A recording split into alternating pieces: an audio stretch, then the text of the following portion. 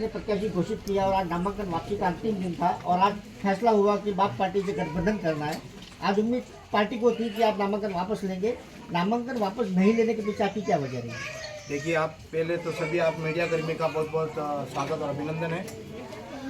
Party का आला कमान का क्या फैसला रहा ये आप सब आपके सामने है। पहली बात, अगर पार्टी आला कमान को टिकट लेना था, वापस फॉर्म वापस खिंचवा नहीं था, तो मुझे पहले बता देते। जैसा कि आला कमान का फैसला आया आगे से कि अरविंद सीता डामोर को नामांकन बनाया जाए, तो अर्जुन सिंह जी बामणिया साहब जो कि हमारे कांग्रेस के स्थानीय नेता हैं, मंत्री हैं, पूर्व राज्य मंत्री रहे हैं, उन्होंने ये कहा कि मैं नहीं भरना चाह रहा फॉर्म, आप भरो। मैंने कहा ठीक है। तो लास्ट के अंतिम समय में 4 तारीख को सुबह मुझे मेरे पास 8:30 बजे फ़ोन आता है। रमेश जी पंड्या जो कि हमारे कांग्रेस के जिला अध्यक्ष हैं, उनका फ़ोन आता है। वो कहते हैं कि क्या तैयारी है? मैंने कहा तैयारी है। तो ऐसा करे, फिर बामणिया जी ने बात करी, उन्हीं के फ़ोन से बात करी। उन्होंने कहा कि आप आइए शारदा नगर मेरे निवास स्थान पर और फार्म की प्रक्रिया पूरी करें। बुलाया, फार्म भरवाया। अब उन्होंने आगे रह के फार्म भरवाया, सब प्रक्रिया उन्होंने ही मेरे से करवाई। फार्म भरा दिया। उसके बाद जब फार्म दाखिल करना था तब भी उन्होंने कहा कि मैं फार्म नहीं भर रहा हूँ, आपको फार्म भरना है और आपका ही फार्म भरेगा, स्टे रहेगा और आपको खड़े रह के चुनाव लड़ना है। पार्टी के साथ में, पार्टी आपके साथ में है और आपको खड़े रह के चुनाव लड़ना है। सारी तैयारी मैं कर दूंगा, कोई दिक्कत नहीं है। और ये फैसला होने के बाद अभी मेरे पास कुछ सूत्र से खबर आई है कि आला कमान ने ये चीज़ करी। तो आला कमान ने मेरे से बहुत बार कोशिश करी आने करने की, लेकिन मैं क्या 84 विधानसभा और सागड़ा विधानसभा में प्रचार के लिए गया था। वो इंटरनल एरिया है, वहाँ पर कोई नेटवर्क इशू था, नेटवर्क के कारण मैं उनसे संपर्क नहीं हो पाया और उन्होंने कोई ऐसा फैसला ले लिया है कि जो मेरे करियर के खिलाफ है। कोई संदेह नहीं है, लेकिन मैंने फार्म नहीं खींचा तो मेरे को संपर्क ही नहीं हुआ, तो मैं फार्म कैसे खींचता? मेरे पास संपर्क नहीं था। और अर्जुन सिंह जी बामणिया साहब और जिला अध्यक्ष जी खोड़निया ने संपर्क करने की कोशिश करी होगी, लेकिन मेरा संपर्क था ही नहीं उनसे। तो अब आपका क्या स्टैंड रहेगा?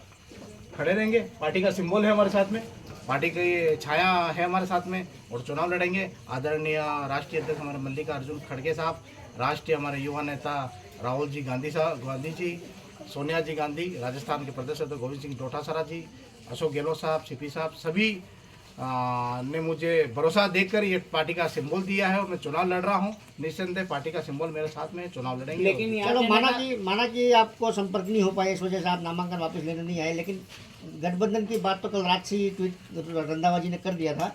इसके बाद भी आप कल रात को यहाँ से रवाना हुए, तो आज के पास 6 घंटे, दिन के 9 घंटे का समय था। आपकी जानकारी की बता दूं, ये कोरी अफवाहें हैं। मैं पूरा दिन सागवाड़ा विधानसभा में आज सुबह ही 9-10 बजे निकला हूं और ये सब कह रहे हैं कि गायब है। कोई गायब नहीं है।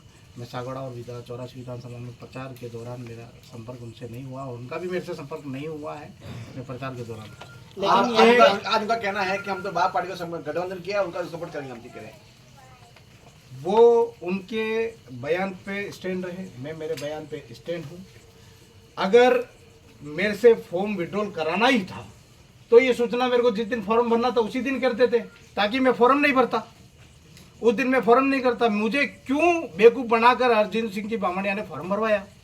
अगर फॉर्म वापिस विड्रॉल ही कराना था तो मेरे से फॉर्म नहीं भरवाना था। ये सीधा बांसवाड़ा और डूंगरपुर के जितने भी युवा जो कांग्रेस विचारधारा से बिलोंग करते हैं, कांग्रेस विचारधारा को मानते हैं, कांग्रेस के लिए जीते हैं, कांग्रेस के कार्यकर्ता विपक्षी चाहे बाप हो चाहे बीजेपी हो, इन दोनों से लड़ते हैं, उन युवाओं के लिए, उन विचारधारा के बुद्धिजीवों के लिए मेरी लड़ाई है कि मैं उनके लिए, उनके आत्मसम्मान के लिए स्टैंड रहूं और चुनाव लड़ूं और चुनाव को जीतूं। लेकिन यहाँ के गद्दावर नेता तो ये कह रहे हैं कि वो बाप पार्टी में वोट करवाएंगे कांग्रेस के। यहाँ के कद्दावर नेता कौन? आज जब हमने प्रेस कॉन्फ्रेंस हुई थी, जिला अध्यक्ष जी और अर्जुन बामणिया जी ये कह रहे हैं कि हम बाप पार्टी को समर्थन करेंगे। सिंबल तो कांग्रेस ने मुझे दिया है, कांग्रेस का सिंबल तो मेरे पास है, तो आप बाप पार्टी का प्रचार किस तरह से करेंगे? बाप पार्टी को कांग्रेस के वोट कैसे दिलाएंगे? क्या आप घर घर पहुंचेंगे कांग्रेस को वोट मत देना, जबकि उनका सिंबल खड़ा है, बैलेट मशीन पे उनका सिंबल खड़ा है, तो कैंडिडेट खड़ा है, वो तो कैंडिडेट के वोट हुए। किस तरह से प्रचार करेंगे? अफवाहों का दौर ये भी चल रहा है कि बीजेपी के लोगों ने आपको रोका है, तो वो तो सही है या गलत मालूम है? देखिए सर, ऐसा है, पहली थी बात, मेरे पीछे मेरी स्वर्गीय सीताजी डामोर की प्रतिमा है। मैं मेरे जीवन में इनको मानता हूँ, मेरे पूरे परिवार में इनको मानता हूँ। मुझे रोकने के लिए किसी को शेर का कलेजा लेके पैदा होना पड़ेगा, पहली बात ये है।